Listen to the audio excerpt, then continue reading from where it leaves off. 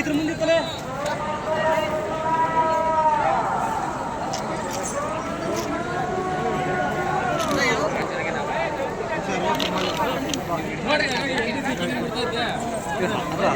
Proper ಕೋಲಾರ್ನ ನೀವು? ಹೌದಣ್ಣ.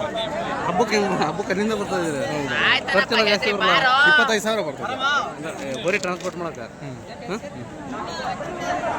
ಸ್ನೇಹಿತರೆ, ಹೋರಿ ಟ್ರಾನ್ಸ್ಪೋರ್ಟ್ ಮಾಡೋದಕ್ಕೆ ಒಂದು 25,000 ಖರ್ಚಾಗತ್ತೆ. ಅದ್ರ ಹೊರತಾಗಿ ಒಂದಷ್ಟು ಜನ ಹೊರಗೂ ಸಹ ಬಂದಿರ್ತಾರೆ, ಅವರು ಎಲ್ಲ ಖರ್ಚಿರ್ತವೆ. ಅಲ್ಲ, ಹೋರಿ ಹಬ್ಬದ ಪರಿಚಯ ಕೋಲಾರ ಭಾಗದಲ್ಲಿ ಇಲ್ಲ?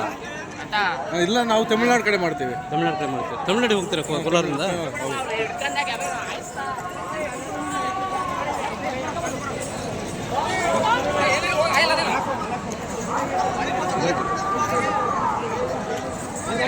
ಇದು ಪ್ಯೂರ್ ಹಳ್ಳಿಕಾರ್ ಹೋರಿ ಇದು. ಇದನ್ನ ಸೂಜಿ ಮಲ್ಲಿಗೆ ಹಳ್ಳಿಕಾರ್ ಅಂತಾರೆ. ಹಳ್ಳಿಕಾರ್ ಒಳಗೆ ಒಂದು 3-4 ವೆರೈಟಿ ಐತಿ. ಆ ವೆರೈಟಿ ಒಳಗೆ ಇದು ಪ್ಯೂರ್ ಹಳ್ಳಿಕಾರು. ಇವರು ಕೋಲಾರದಿಂದ ತಮಿಳ್ನಾಡಿಗೂ ಹಬ್ಬಕ್ಕೆ ಹೋಗ್ತಾರೆ, ಮತ್ತು ಈ ಶಿವಮೊಗ್ಗ, ಶಿಕಾರಿಪುರ ಭಾಗ ಮತ್ತು ಹಾವೇರಿ ಭಾಗ ಸಹ ಹಬ್ಬಕ್ಕೆ ಬರ್ತಾರೆ. ಮೂರನೇ ಹಬ್ಬ ಈ ವರ್ಷ ಮೂರನೇ ಹಬ್ಬ ಮಾಡೋದು. ಈ ಮೂರನೇ ಹಬ್ಬ ಇದು. ಮೂರನೇ ಹಬ್ಬ. ಫಸ್ಟ್ ಮಳಲಗಾವು, ಸೆಕೆಂಡ್ ಶಿಕಾರಿಪುರ, ಮತ್ತೆ ಶಿಕಾರಿಪುರ, ಈಗ 2ನೇ ಸಾರಿ ಶಿಕಾರಿಪುರ. ಇದು ಏನು ಆಕ್ಷನ್ ಎತ್ತಿಸ್ಬಿಡಕ್ಕೆ ಸ್ಪೀಡು. ಟಿ ವಿ ಕಟ್ಬೋದಾ? ಈಗ ಟ್ರೈನಿಂಗ್ ಮಾಡ್ತಾ ಇದ್ದೀವಿ. ಈಗ ಟ್ರೈನಿಂಗ್